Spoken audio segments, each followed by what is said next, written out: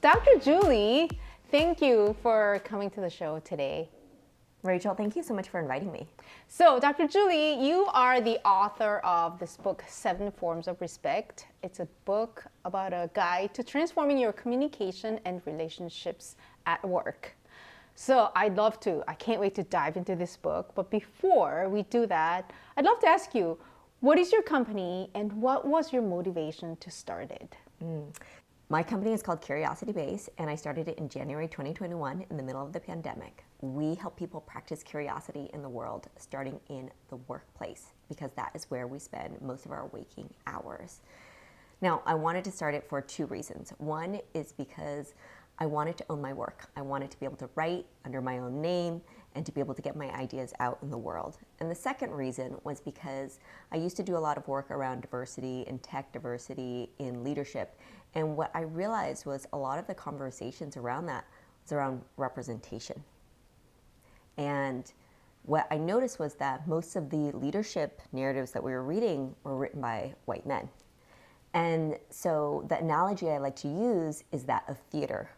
We were changing and diversifying the actors, and yet they were reading the same leadership narratives. And so I thought, wow, how do we expand this? Because I really appreciate authors like Stephen Covey and Adam Grant, and yet I felt there's so much more room for other authors, and I wanted to contribute to that, and I wanted to help promote that. That's so awesome. I could relate to that so much as a diversity and representation part in the workplace. And some of the books that I've read on the leadership is really what you're talking about. So that's what the origin of the book then? Yes, and so I mean with the origin of the book is just I wanted to be able to write a book that would help people understand we all come from different perspectives and we all have different approaches. So 7 Forms of Respect, on one hand, it's about respect, it's about how we communicate respect, and yet it's really a tool to practice curiosity. And so one of the big misconceptions about this book is that I'm going to tell people how to be respectful, that it's the secrets to being respectful, or that you should have all 7 forms. And I actually tell people, no, we all agree on how respect feels, to feel seen, heard, acknowledged. What we disagree about is, what does respect look like? And there's no one way. There's no right way to be respectful or not respectful. It's actually just we all have these differences. And this is how it's a tool in practicing curiosity, because we just have to talk about it. We just have to learn, hey, how do you, Rachel, want to be respected and why? And let me share with you how I want to be respected and why. And actually, let me take a step back. Oftentimes, we haven't really articulated that for ourselves. How do I want to be respected? And why? That is such a good point, because when I was reading your book, in the very beginning, intro hooked me because you were mentioning about the rubber band rule, and you do talk about like the differences of what respect mean to me and how does it look like and how does it make me feel, and that has to do a lot with my background of like upbringing or growing up in South Korea and what respect means to me culturally there. So that's ingrained in me. So respect to me is gonna look and sound and feel a certain way than the way that it does to you or people who grew up here. Absolutely, because so for example, I know that with Korean as well as Vietnamese, hierarchy is embedded in our language. I am only who I am in relation to you, right? We might meet and go, oh, who's older, right? And so I know, do I call you older sister or do I refer to myself as younger, right? And so that's a cultural aspect that will influence how we think about respect. And I do think that we belong to multiple cultures, communities, and identities at the same time. And so maybe some days your South Korean identity is really strong and other days your identity as a mother is really strong, or identity as an entrepreneur is stronger. And so there's no one identity that always prescribes how we are going to think about respect, because they're just different layers of influence. Oh, I love that. Even you telling me that just makes me relax a little bit, because I don't have to. Sometimes I feel like, do I need to fit into this one mold, or do I need to fit into this one community or identity that I need to belong, especially like in terms of cultural or racial. But then I'm more than that. Like there's a lot more complexity in that. So, and that can translate to everything that we do, especially for your book in the workplace, because there's a lot of, I'm sure you can tell me there's a lot of nuances and things, that difficulties and other conflict, especially that happens in the workplace, could be as simple as the misunderstanding or not understanding each other's, like, the languages of respect. Yes, well, and it's because we often think that how I think about respect is how other people think about respect. And so if they're not giving me what I need or I want, then they're disrespecting me. Because the assumption is we think about it the same way. And so that's one of the things that in the book I wanted to debunk, the idea that respect is fixed and it's universal. Because in reality, respect it's dynamic, and it's relative, it's subjective, and it's also contradictory.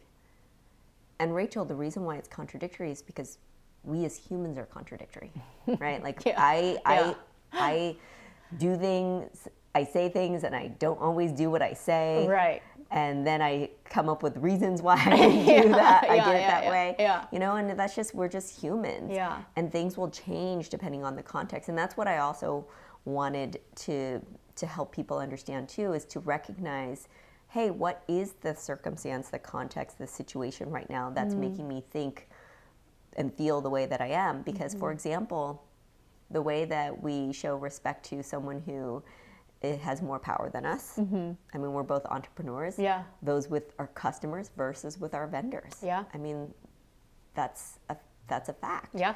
Right? And so it's to help people understand, there are different things that are happening that influence how I show respect, how I expect respect in any situation. Yeah. That makes so much sense to me.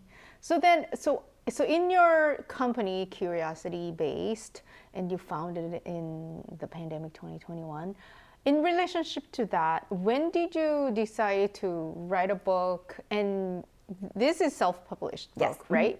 So tell me more about the journey. Like, when did this idea come, and how was your process of becoming a self-published book author? So I had the idea of the 7 Forms of Respect for a while, and I knew that I wanted to self-publish. And the reason why, and I'll actually share a story of the 7 Forms of Respect is the second book I self-published. The first book was actually about the South Vietnamese military perspective of the Vietnam War, and that was my undergraduate thesis.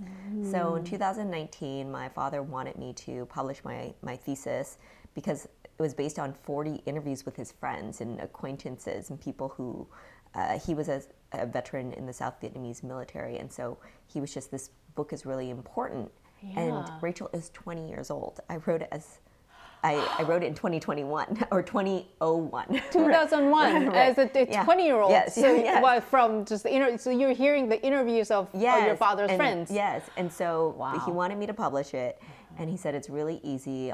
You can do it on Amazon, and so I said yes. And then he wanted to have a party. Yeah. And that's when I was just like, I don't want to have a party. He's like, no, it's really important to have a reception. I'll do everything. So he organized it, and 300 people showed up. Within the community in Seattle, like greater Seattle area. And actually, we did have some people fly in. Wow. The guests. 300 people came. And then as I looked out in the audience, I realized about 75% of them were Vietnamese. And you know what I realized was I was confronted with my internalized elitism. And what I mean by that was I realized the reason why I didn't want to have a reception was I thought, this is a self-published book. It's not a real book.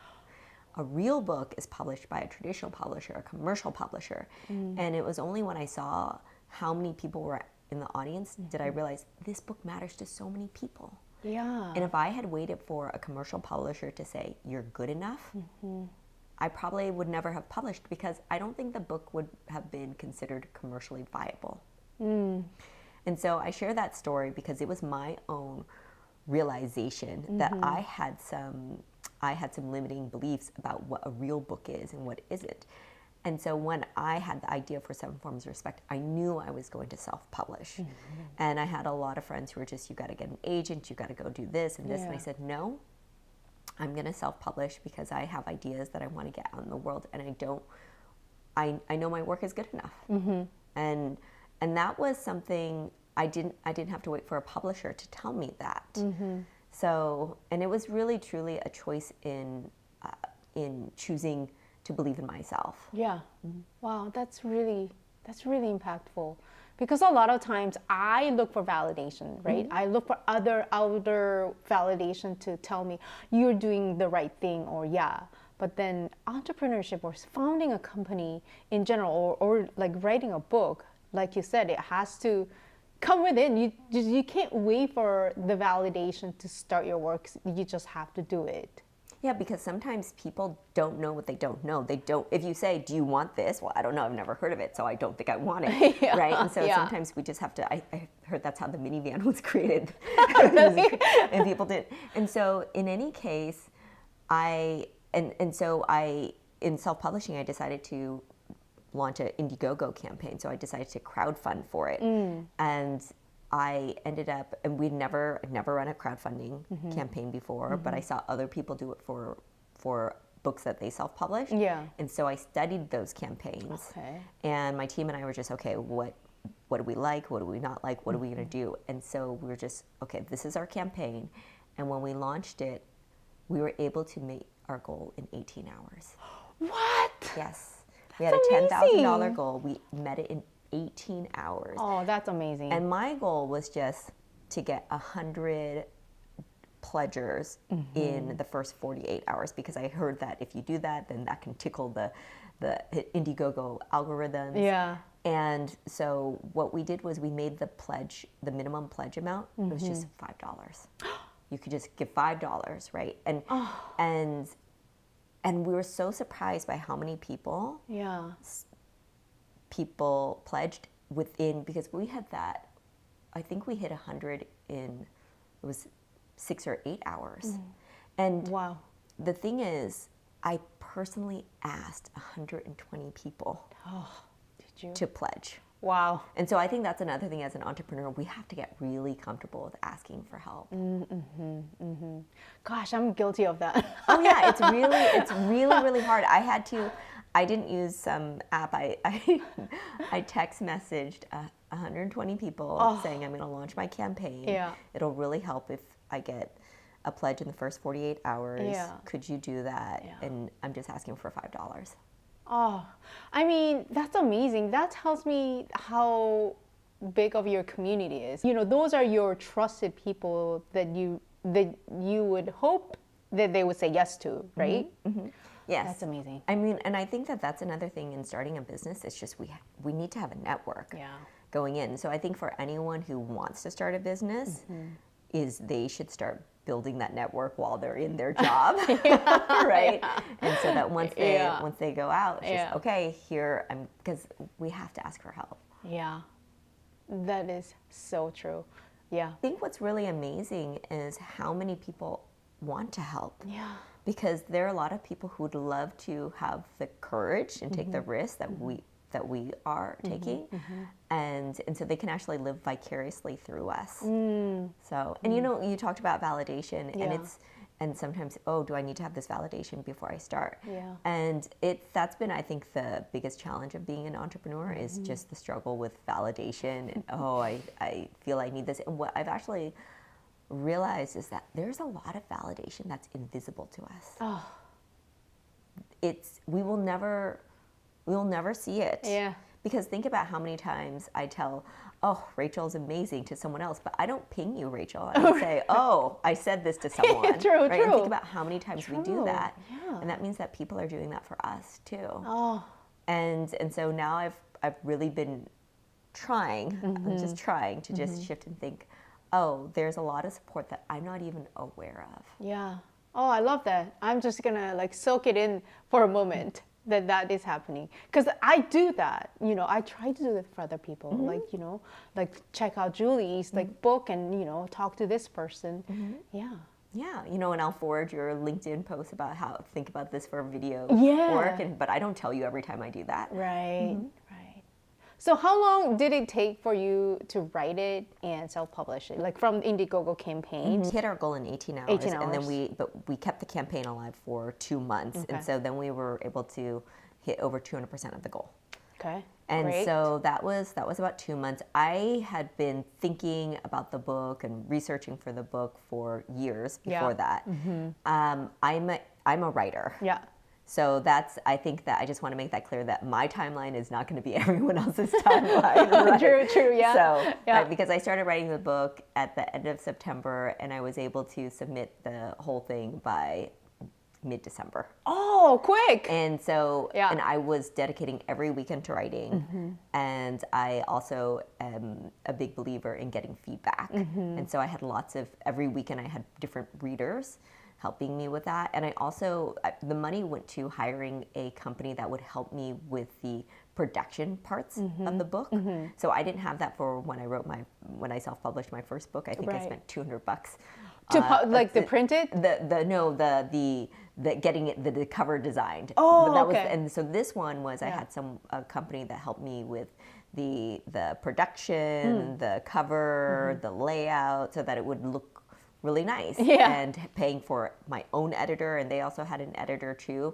So there were all of these, the money went to the production of the book. And So there are resources out there Yeah. who want to be a self-published author, but not necessarily have an agent or want to go around to the publishing houses. So there are those resources out there. So you can do it as simple as my first book, where it's just Amazon makes it super easy, and there's also a thing called Ingram Spark that makes it really easy to self-publish. Okay. I decided to get a bit more help with the production parts of it. Okay. But you could literally upload your PDF. Word document. and Word doc, and then they have layout Yeah. software. So it really kind of just depends on what you want to do. Okay.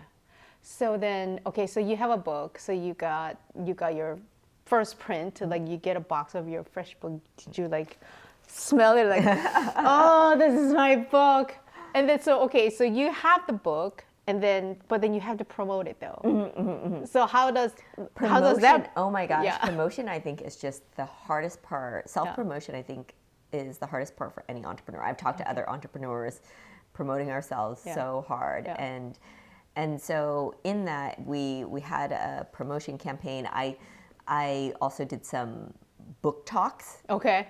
And Rachel, it is not glamorous. It is not glamorous. People think, oh, you go to the bookstores. The bookstores. So as a self-published author, and even really as a published one that goes through a traditional publishing, it's a lot of work. Yeah. And it can be quite hard because it's just I'm standing there or I'm sitting there.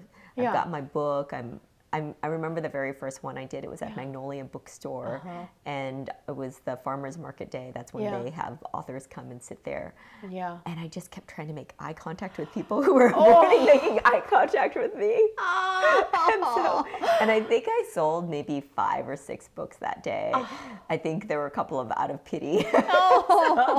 Right. And I did that at Barnes & Noble. That was also really, really hard too. So I just want to say that it involves a lot of just persistence and courage. And I mean, you have skin. to, tough skin. Like you have to really come out, like just out of your shell to get yourself out there. Just imagining me doing that gives me anxiety. Yeah, and I will say though, just a few days ago, I met someone who met me and bought a book from me at that first book event. And I remember her because she's at a large healthcare institution here. And so we had a free mini workshop, and she signed up for it. And she said, I met you then.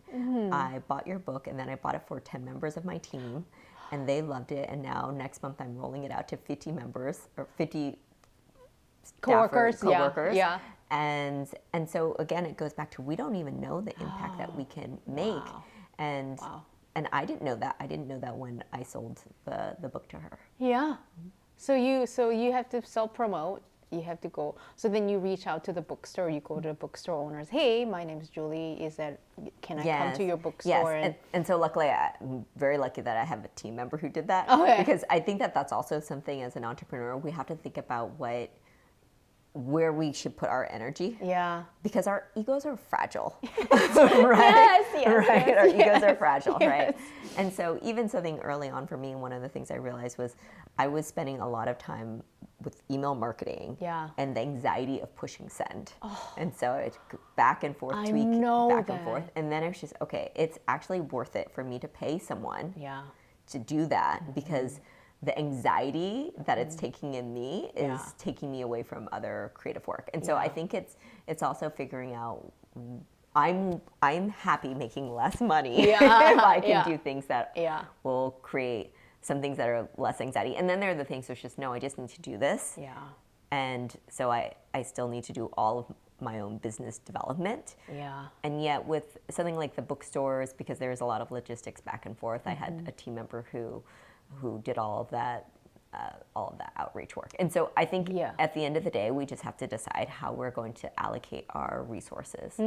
That's really good advice for anybody who's listening, thinking about that, or even just running a business in general. Yeah, because I can relate to that, the anxiety of pressing send. And also, like, then that, by dedicating your staff member to do that part, you were able to conserve your energy and just doing the creative part and just doing other things that makes your business forward. Because I write all my own content, right? So it's just, I need to save the energy so I can write original, interesting content. Yeah. And then someone else is going to lay it out and push send. Because those 2 hours of me angsting over it, I could write something in that piece. And I think something else that you'd appreciate is, I mean, the book is just the medium. Really, the product are the ideas. And so I think it's important to think about the different ways that we, in terms of promoting. I have a friend who said, Julie, I don't read. Can you do something in videos? Right? And so even just thinking, okay, 7 forms of respect, how do I explain this in a short video segment? Because there are going to be people who won't read. Right. And yet the ideas will help them. And so I think that's another thing, is realizing that whatever our favorite medium is, our favorite channel is, might not be the one that is going to get the message out to all the people. And so I've had to learn how to do that too. Yeah, I've seen some of your stuff, and we'll link all your Curiosity website, your YouTube channel, your book, Amazon. We'll link it all in our description below. I mean, you're doing a phenomenal job. I know for somebody to be in front of a camera sometimes, that is a nerve-wracking experience too, but you're doing great. And practice. It's a lot of practice. Yeah, and then you recently did TEDx talk, so we can link that as well. And maybe we can talk a little bit about your experience as okay, so you have a book. Before we do that, let's do that. So then you published a book, you did a self-promotion, and it sounds like the journey of your book, raising funding, writing a book, having it printed, publication and promotion, it's in itself, it's almost like an entrepreneur journey. Absolutely. Would you say that? Yes. So most authors don't make money from their books. They make money from the book is really a marketing tool. And so we make money from our ideas. That could be from speaking. We make most of our money at Curiosity Base through the workshops that we do. So we have 7 Forms of Respect workshops that we do with teams, with organizations. And then we add value by, hey, here's the book. And also they're going to be, I think accessibility is really important to me. I want people to have access to these ideas, even if they don't pay for them. That's okay. That's what our YouTube channel is for. And that's even just word of mouth. I wanted the ideas to be easy enough for anyone to access. And there are worksheets in the book that they can do it yourself. And so in terms of, was the book an entrepreneurial venture? Yes. I think that the true entrepreneurial venture, though, is I've got these ideas. That's my product. And so what forms is it going to take? Is it, there are the books, there are the workshops, there's the keynote speaking, and so those are just the different product forms. That is so great to hear that. It's really, because truly each business, your product, your idea, how that comes out in different channels, it's going to be different for each business, right? So when I first read your book, I was like, oh my gosh, I'm going to support Julie, my friend. So I bought it Kindle, I bought it this. And when I was reading it, and I was like highlighting and, what we mean by respect, procedure. This was like, man, this is such a great base for workshops. That's what I was thinking, because then I had to kind of read chapter by chapter. Like, I just need to read a chapter and I have to think about it. So it's not like a novel where I can just read continuously. So that kind of, that's what essentially you were saying, is that this was one of the tools that you're using at the workshop. So then people can, after the workshop is done, then they can take this book, buy this book, and then they can practice in their organizations. They can refer back to it. So it's almost like a workshop manual. Yes, and I mean, and we also wanted to give people the experience of thinking through it. Yeah. And so not just, hey, this is what it means. It's just, we wanted people to feel as if they were in one of our workshops. And we've actually had that feedback too. It feels like this, you're making me think about this, and now I have to think about it before I can go to the next thing. And that's what we wanted to convey. This book just also almost need to go in tandem with your live workshops, so that I think that's most benefit people can get, is to have those combination of both the live workshop and the book. Yes, and so we can do it in layers. And so we even actually created a digital course where we have video explainers. So again, some people like to read, some people need videos, and some people will like to do it on their own time and watch the videos. And other people are just, will only do it in a real time guided experience. I love that. I love hearing that you already created a digital course, because that was my next question, was like, have you thought about creating a digital course? Yes, and Rachel, we have not figured out how to make money from the digital course, though. That's a big marketing challenge. Yeah. And that's just, I think, part of being an entrepreneur, though, is experimenting and just, okay, does this work? This doesn't work. Yeah. And sometimes it's timing. Yeah. And so I think that's also in luck. I mean, I think a big revelation of last year was just how much we can work really hard. We can actually be really good at something, and yet if we don't have that element of luck, then it's not going to be successful. And our luck can change. Yeah. It's all about timing. Sometimes, I truly believe, universe, so stars need to align, and universe has a plan for you. Just, there is some truth to that, where like things just need to, it's, like you said, it's a timing, and I truly believe that. And so how do you get to that timing? Like, how do you time that? Like, we don't know. You just keep going. You just keep doing the things that you're passionate about. Then, the right door will open. You meet the right person. Like, I think we just have to keep doing the work that we love doing, and not waiting, I will only do this if this. I mean, the only time I ever had a viral video was actually when I did a short clip of making fun of myself doing a book talk, what that's like for a self-published author. I've never since then gotten that kind of that being viral. And it's just, okay, well, and so I accept that that's luck. Yeah, I saw that. I saw that video. Yeah. Okay. Well, so that is, so we talked a lot about the book. I just want to ask, who would benefit from your workshop in buying this book? Yes.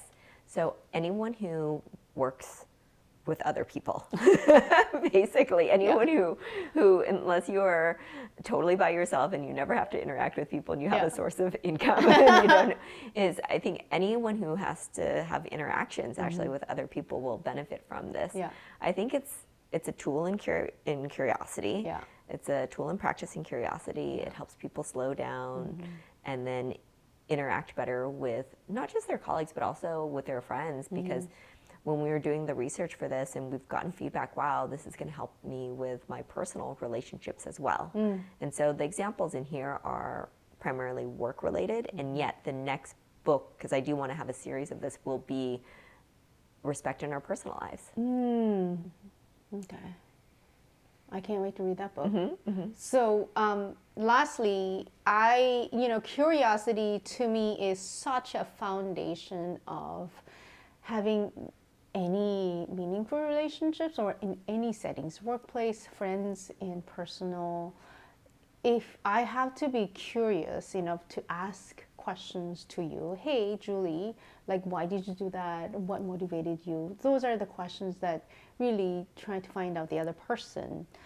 So in your definition, so you use the word curiosity a lot. So if you would define curiosity as just one, if you can just give me like the big like definition of you, why curiosity? What would you say? So I think a lot of people think of curiosity as learning something new, right? Oh, I want to learn this thing about you, Rachel.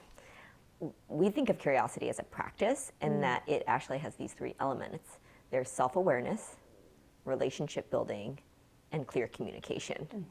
And so as a practice, that means I sometimes don't do it, right? And so a lot of people think about curiosity as a trait. You either have it or you don't have it. I actually think we are all curious.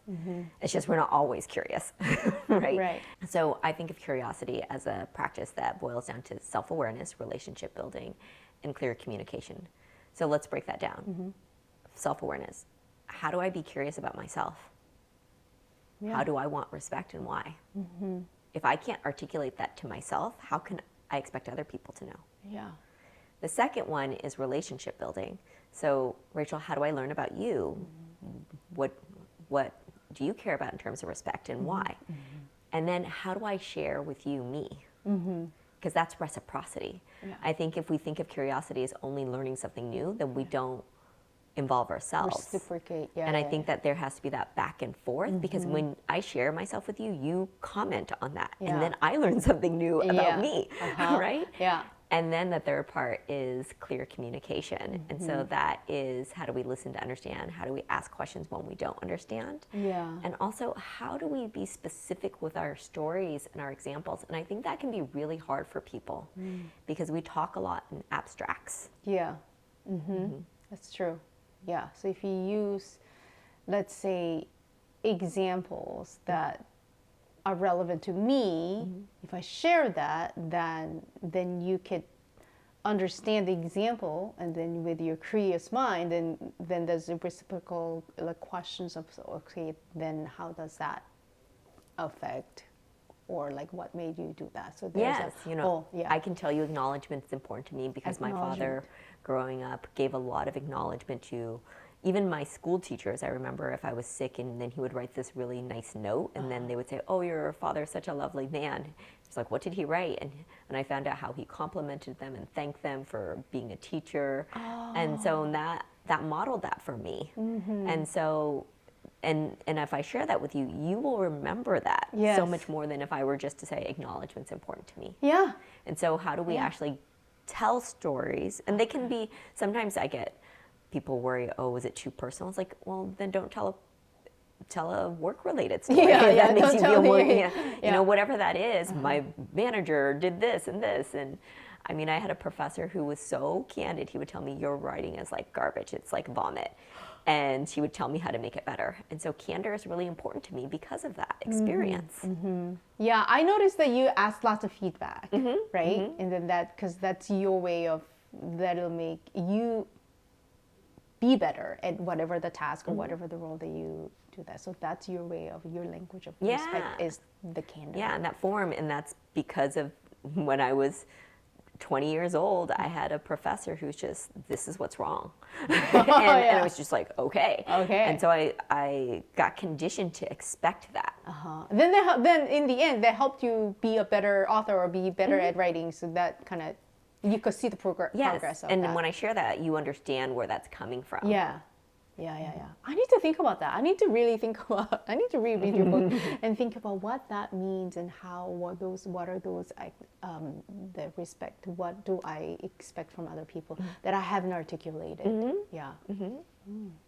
Great. Well, Julie, thank you so much for sitting down and talking with me. I will link all your books so people can buy this on Amazon? Yes, you can buy it on Amazon. You can also get it at Barnes & Noble. Oh, really? Yeah. Great. So we'll link it below. And thank you for coming. And I can't wait to talk with you when your next book comes out. Thank you so much, Rachel. I really appreciate your invitation. Thanks for watching. If you liked our episode, please like and subscribe our channel.